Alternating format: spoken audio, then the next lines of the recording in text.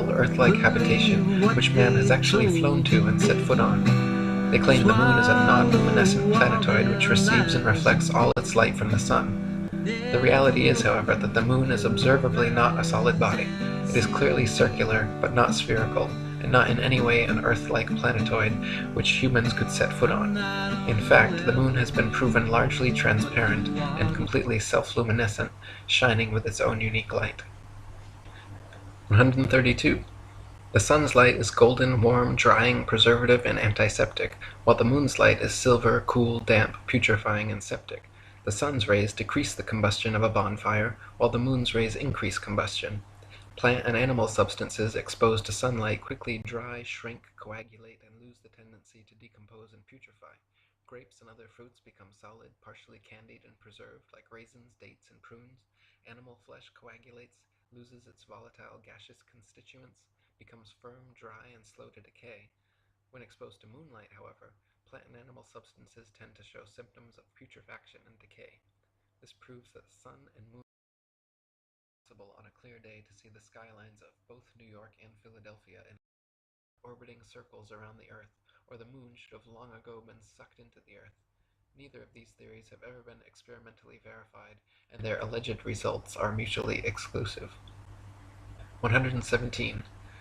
Newton also theorized, and it is now commonly taught, that the Earth is a mile. It seems like her dress is touching the ground as she walks on invisible lead, a third of an inch per mile. 154.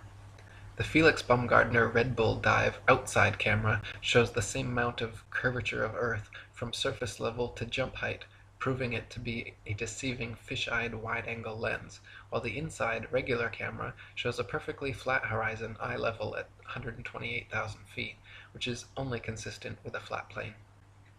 155. Some people claim to have seen the curvature of the Earth out their airplane windows. The glass used in all commercial airplanes, however, is curved to remain flush with the fuselage. This creates a slight effect mixed with the confirmation bias people mistake for being the alleged curvature of the Earth. In actuality, the fact that you see the horizon at eye level at 35,000 feet out both port and starboard windows proves the Earth is flat. If the Earth were a ball, no matter how big, the horizon would stay exactly where it was, and you would have to look down further and further to see the horizon at all. Looking straight out the window at 35,000 feet, you should see nothing but outer space from the port and starboard windows, as the Earth and horizon are supposed to be below you. If they are visible at eye level outside both windows, it's because the Earth is flat. 156. People also claim to see curvature in GoPro or other high-altitude camera footage of the horizon. While it is true that the horizon often appears convex in such footage, it just as often appears concave or flat depending on the tilt and movement of the camera.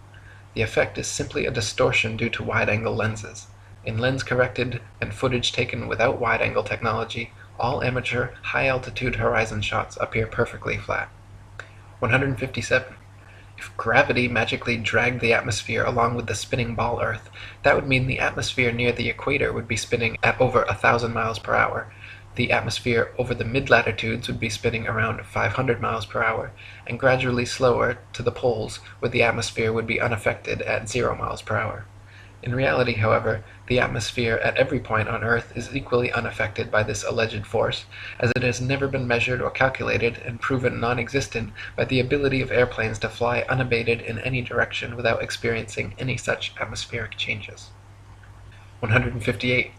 If gravity magically dragged the atmosphere along with the spinning ball Earth, that would mean the higher the altitude, the faster the spinning atmosphere would have to be turning around the center of rotation. In reality, however, if this were happening, then rain and fireworks would behave entirely differently as they fell down through progressively slower and slower spinning atmosphere. Hot air balloons would also be forced steadily faster eastwards as they ascended through the ever-increasing atmospheric speeds. 159. If there were progressively faster and faster spinning atmosphere the higher the altitude, that would mean it would have to abruptly end at some key altitude where the fastest layer of gravitized spinning atmosphere meets the supposed non-gravitized, non-spinning, non-atmosphere of infinite vacuum space. NASA has never even mentioned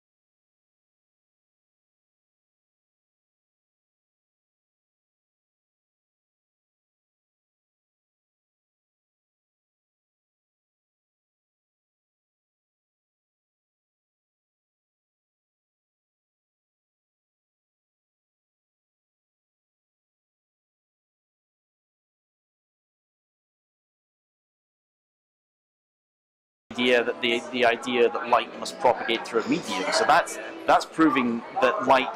The takeaway from that is that the speed of light is constant in all inertial frames. That doesn't mean that the Earth doesn't move. It's Airy's failure that did it. Filled the telescope with water to slow down the speed of light so we can measure it. But it's tricky. But I mean, let's stick on the Michelson more than what you're showing there.